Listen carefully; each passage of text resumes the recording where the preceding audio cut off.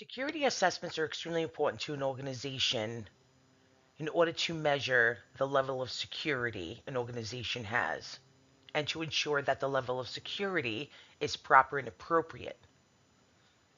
Security assessments are used, in fact, to examine and analyze whether those policies and procedures that are implemented by the organization are, in fact, proper and appropriate.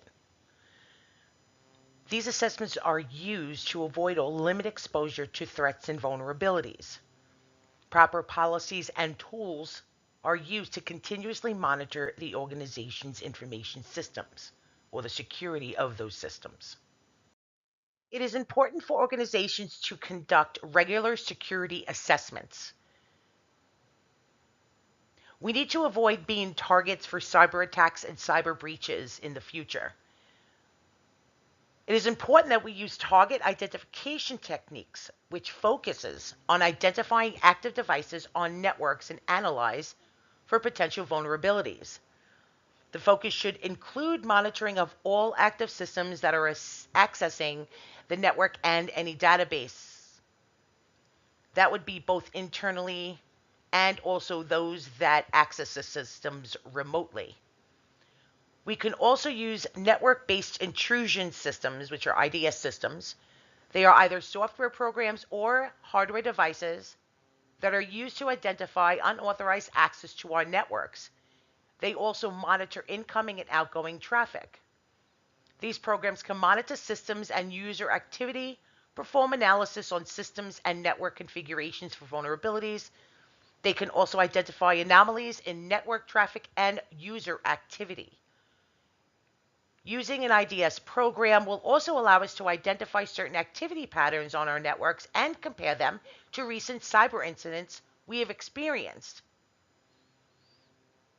Some on the list you can see here is also analyze data to identify issues, threats, and vulnerabilities. Now, here's just a list of some recommendations. So after conducting a security assessment, our IT department should be creating a security assessment report, which lets the chief information officer and any shareholders know what it is we need to do in order to monitor our systems and identify potential issues, threats, and vulnerabilities. Security assessments can also be used to determine critical mission systems and identify our most critical assets. It will allow us to also analyze risk and our potential loss in the event of a cyber attack or a cyber breach.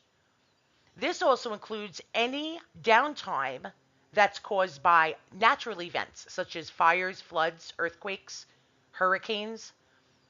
Also, security assessment reports should also contain the methodologies used in assessing these systems. The reports, again, should provide the findings of a security assessment, and we can also determine the remediation and mitigation strategies.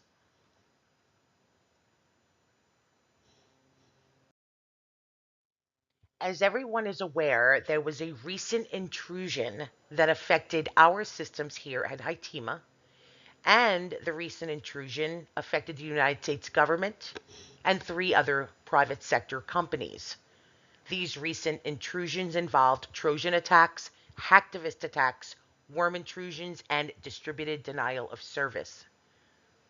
Examples and discussions of these types of attacks will be discussed later in this presentation. Those that were affected by these intrusions were the United States government's Cybersecurity Command, which is part of the Department of Homeland Security, and they are used for cybersecurity responses. DTL Power Corporation was also a victim of this attack, and this corporation provides power and electricity, including natural gas, to millions of customers within the United States. Visitel is another one of these companies that were victim of this intrusion, and Visitel is a multinational telecommunications corporation. Their headquarters are in Rochester, New York. Mistral Bank was also a victim of the intrusion, and this bank is a global financial company and services customers in all 50 of the United States and in 40 other countries. They are regulated by the OCC and the FDC. Now, here at Hytima, as you know, we do employ 110,000 employees worldwide, and we provide services to our government customers, particularly the military, in aerospace defense and in the security industry. We also provide services to other non governmental customers. The main concern of private sector in the private sector and within federal government agencies is any form of cyber breach or cyber attack. One such concern is ransomware attack. A ransomware attack is a form of malware which is used by attackers to hijack or hold data hostage on computer systems and request for payment for the return of that data. The attacker will lock the data on the system, which can only be accessed with a decryption code. The attacker then claims they will provide the decryption code after payment has been made. For the owner of that data's information can have access to that data. If ransom is not paid, the data will be gone indefinitely. For example, recently, the Five Eye Alliance and the nation states within the Five Eye Alliance fell victim to the WannaCry ransomware attack. You will see in the following slides, we will go over the Wireshark analysis packet capture, which identifies the download of that malware file. As discussed in the previous slide, the Five Eye Intelligence Alliance fell victim to a ransomware attack. The attack was initiated when an email recipient in the Human Resources Department opened an email and downloaded an attachment which was presented as an Excel file, so it appeared to be a legitimate file.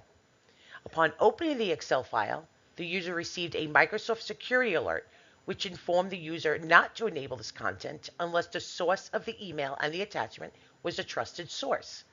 However, ignoring the security alert, the user enabled the content. After enabling the content, the user initiated the executable malware file known as ransomware. After opening the attachment, the user found these files on the desktop, and you can find that screenshot in the upper left hand on the upper right hand side.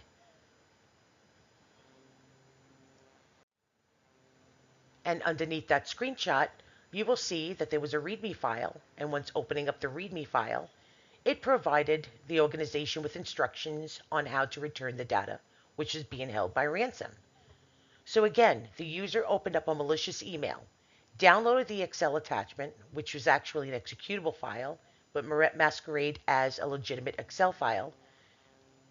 It encrypted the data on the information system, and the attacker requested payment for the return of the data. Again, in this case, it was an employee within the Human Resources Department who downloaded a malicious file, which ultimately initiated the attack. Once the Human Resources Department alerted the IT team, the analyzers used a program called Wireshark. Wireshark is a network analyzer used by many corporations and government entities to scan and analyze network activity. Although Wireshark is not an IDS or an IPS system, which are used to detect and block malicious network traffic, Wireshark will allow network administrators to analyze and assess network traffic and packet captures. Before we go on to the encrypted message and decrypting that message that was found in the README ransomware file, regarding the Five Eye Alliance ransomware attack, as I shown in the previous slide, that network administrators were able to analyze the PCAP Wireshark file. The system administrators were able to identify the packet of the malicious file which was downloaded. And you can see this file to the actual screenshot to the left shows the ransomware.exe. And to the right, it showed the actual parent directory, which involved all the files attached to that malware file. When the investigators were able to read the README file, they had seen an encrypted message. So they used CryptTool, which is a program that you can use to decrypt an encrypted message. And as you can see, the screenshot on the bottom provides a message and instructions from the attacker, basically providing them the method of the attack, how they encrypted the data, and how they can get their data back. The next open source tool that could be used to check for malicious content within files is called hybrid analysis. This tool could be used to scan a file containing malicious content. The screenshots attached to this slide will show that there was, in fact, malware found on an uploaded file. Yara is another open source tool which assists analysts in identifying samples of malware through malware signatures. Yara is a command line based program which uses a set of rules to identify signatures of malware. Yara runs on Windows, Linux, and Mac OS X platforms. Also, the IT community can also assist in writing Yara rules, and I provided the web address attached. The basic Yara rules are located in the bottom left-hand side of the screenshot.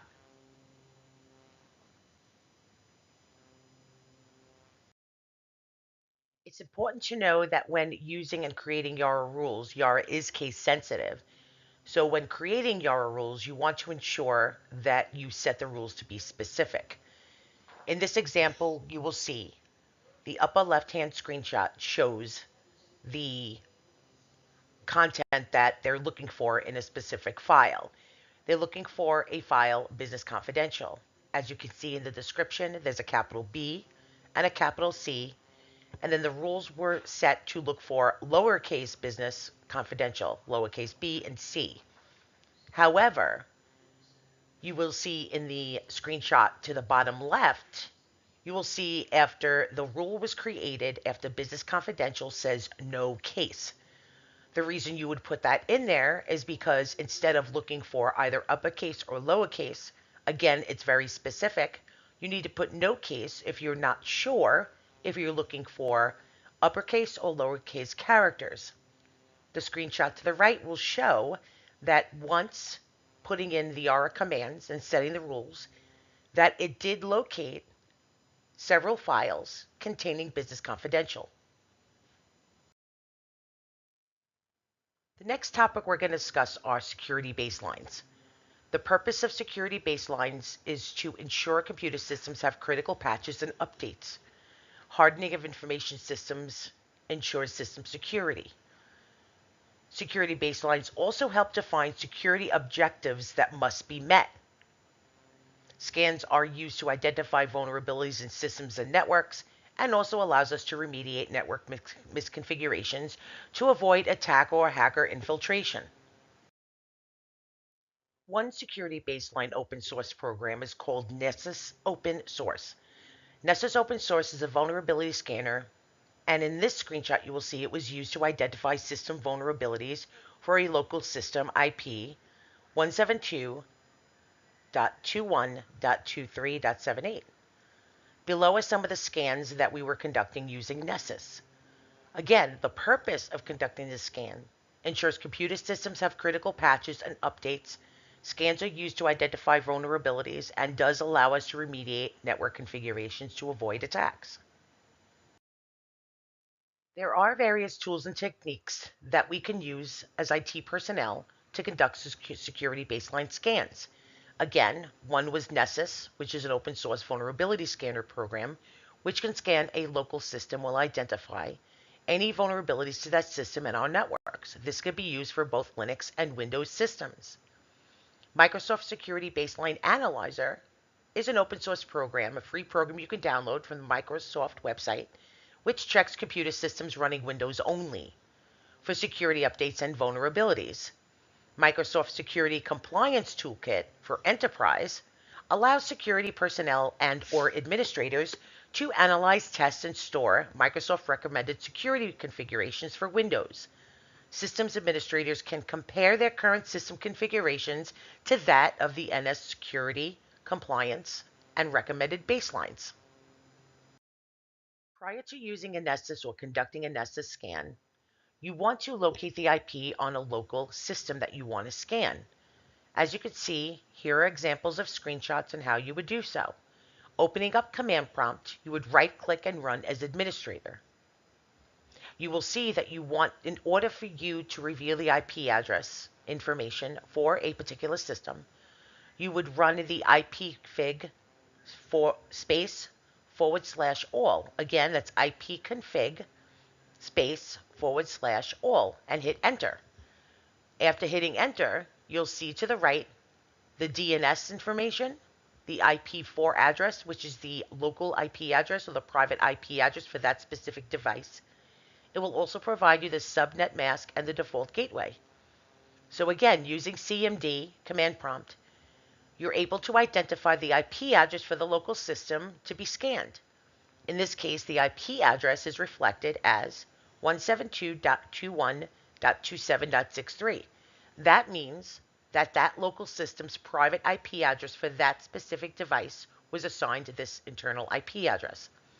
For the Nessus vulnerability scan, this IP address was used to scan that local system on the network to identify any vulnerabilities to that particular system. It was important to locate any vulnerabilities.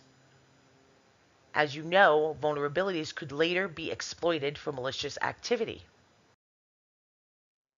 So using Nessus, as you can see, we use that specific IP address to run the system for any vulnerabilities. The scan results identified 45 vulnerabilities, and to the right you can see it provides top vulnerabilities from that particular scan. This scan produced no critical vulnerabilities, which are located in red at the upper left-hand corner, but did identify 9 with a vulnerability level of 9. Now, when you click on the actual vulnerability itself, it brings up additional information. As you can see, let's review what this information provides. So when reviewing the top vulnerability listed and provided as a vulnerability to a man-in-the-middle attack, a man-in-the-middle attack intercepts communications between two individuals who believe they are communicating with each other. However, the man in the middle can alter these communications and can steal information being transmitted between these two individuals communicating. Man-in-the-middle attacks are also used to intercept customers using online banking, which is another example. The user signs on, attacker intercepts the connection to the bank and steals banking information, including account numbers and passwords. Another open source program that could be used is called VirusTotal. VirusTotal is an open source program which uses various antivirus scanners. For example, Avast and Symantec are part of those scanners. And it scans URLs and it also scans files. As you can see, when you actually go to the website, which I provided in the bottom slide, on the bottom left of the slide, you have the option of choosing a file and uploading it, or clicking on the URL tab. You can actually click on that and copy and paste a URL. As you can see in this slide, this is a scan that was conducted using the malware sample which was discussed in the beginning of the presentation when we discussed the Five Eye Intelligence Alliance ransomware attack. We obtained a sample of that malware file, and using VirusTotal, we uploaded the file, and this is the results it provided. As you can see, 5 antivirus programs located and identified, rather, that this file that we uploaded contained malicious content. This was regarding the file attachment that was downloaded from the HR employee, again, during the Five Eye Alliance Summit. As you can see, the scan results identify the file as containing a specific exploit. It also provides further explanation that this is a general exploit, a Microsoft exploit, and it says Microsoft Remote Code Execution Vulnerability, where an attacker uses this vulnerability to execute code through remote access. The attack was initiated again when that employee in the Human Resources Department opened up the email message and downloaded an Excel spreadsheet embedded with an executable malware code. The forensic teams will actually utilize various forensic tools and also review the malware samples for its coding, as well as we did. Our team is also reviewing the malware code, which can also assist in determining what the malware was created to do. It's important to also understand that there are two types of organizational cyber threats. There are internal threats and external threats. Internal threats are malicious threats by disgruntled employees or even disgruntled contractors. Internal threats are employees engaging in espionage, or non malicious threats can be an employee, and a threat can be an employee deleting information in error, downloading a file that they believe is legitimate, like that HR employee that did during the Five Eye Alliance summit that initiated that ransomware attack. That was non malicious. It's just that the employee made a huge error and was negligent and should not have downloaded a file that they didn't know coming from an entrusted source. Also, there were external threats, as we know. And in this case, in studying the Five Eye Alliance ransomware attack, that was deemed to be an external threat. Now, external threats are usually conducted from attackers from government, state, which are state-sponsored attacks, or other non-government, non-foreign organization actors for financial gain, identity theft, or blackmail. Those of us in the area of cybersecurity work to protect our information systems, and our goal is to restrict access to unauthorized users. This is where the CIA triad concept evolves. It is a fundamental concept or idea in protecting our data. The CIA triad stands for confidentiality, integrity, and availability. Our businesses must ensure that our data remains confidential and that only authorized users have access to business information. Confidentiality and integrity concurrently work together to ensure our data is only accessed and or modified by authorized users.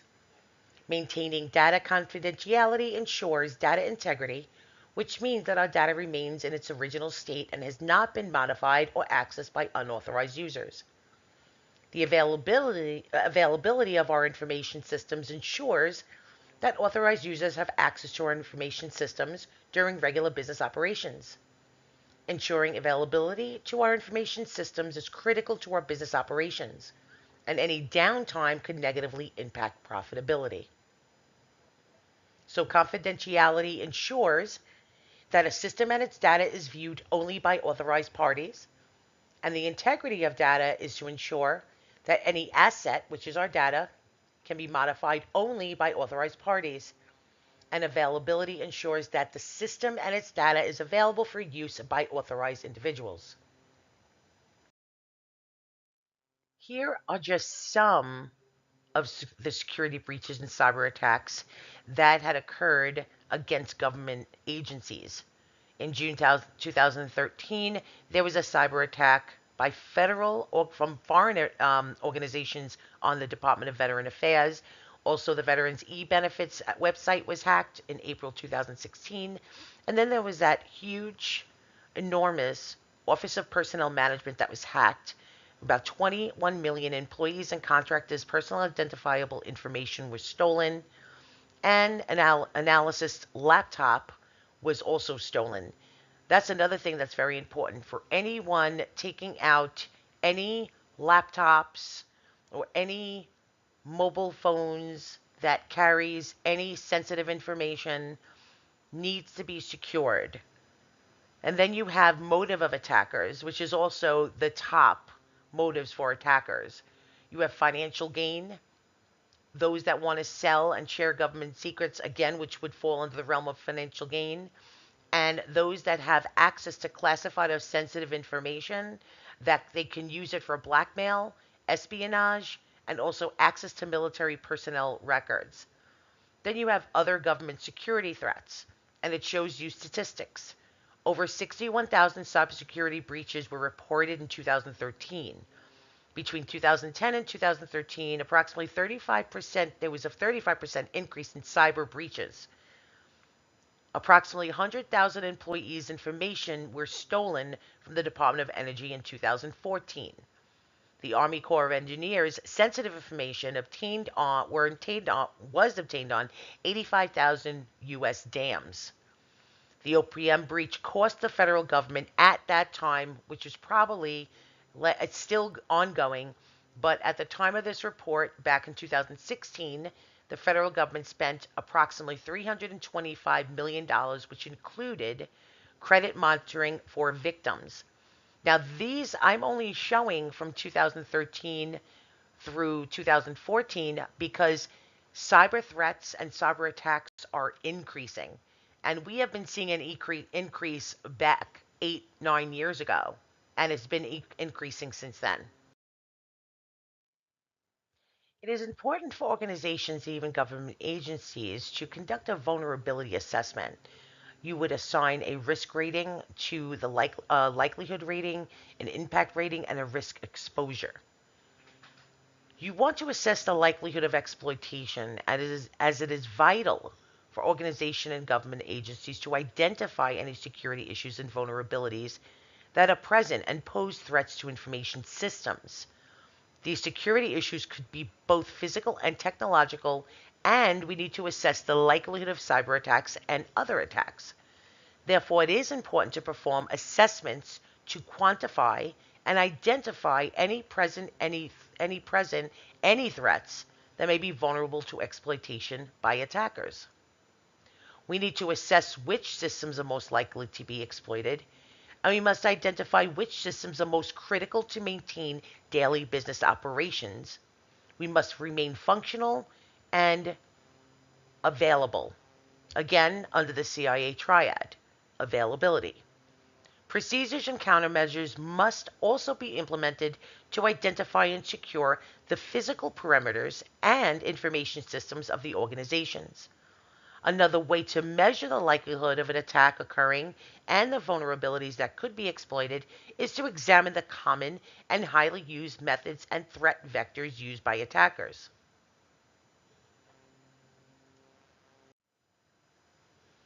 As we all know, vulnerabilities can be caused by lack of proper security measures, flawed programming language, and even lack of physical security and failure to implement access control policies.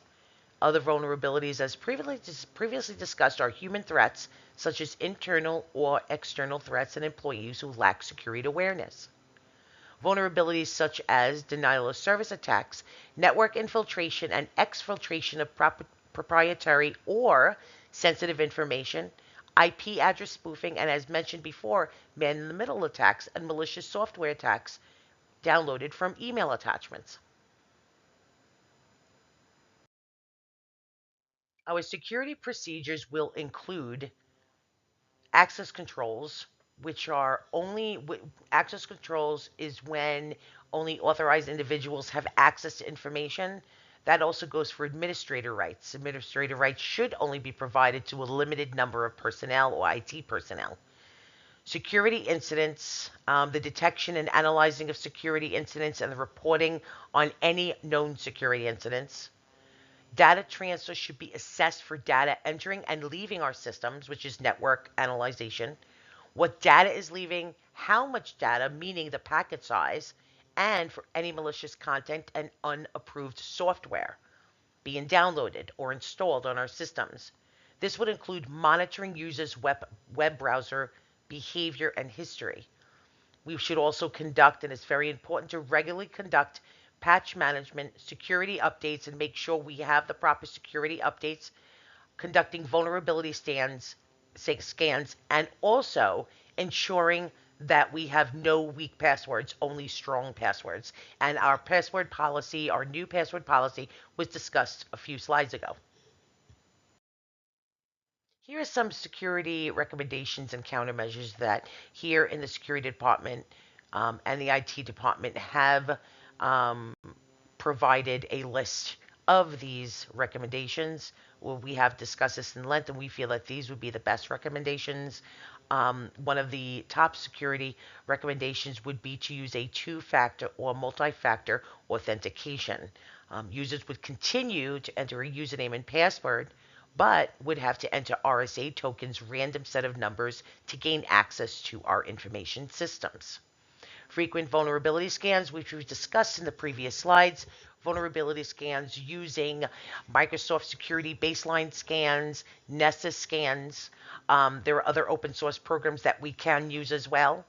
Then we have our password policies, which we previously discussed, which would implement a requirement to enter and create a password using a combination of alphanumeric upper and lowercase with special characters, plus implementing a 30-day password expiration. We are also implementing a minimum character requirement, and we feel that a 12 character minimum would be a requirement for enhanced security. Implementing access controls would mean that only limited users would be provided access to limited information. So, for example, those in the human resources department do not need to have access to customer data or personnel identifiable information. And that goes the same for employees who are non human resource employees. They really should not have data to other employees. So that would be a higher level of access controls would be implemented. Also, next generation firewalls, perimeter firewalls, which scans inbound and outbound traffic. Employee awareness training is extremely important. So our company is going to be implementing a yearly security awareness training for each employee.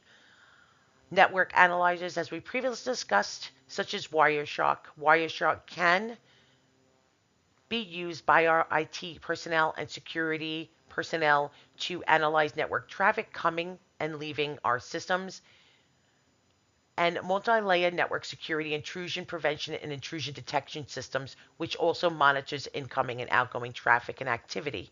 It can also block any malicious activity noticed and identified on our information systems. So this concludes our presentation. If you have any questions, we will leave some time at the end to answer any questions you may have. We want to thank you for your time.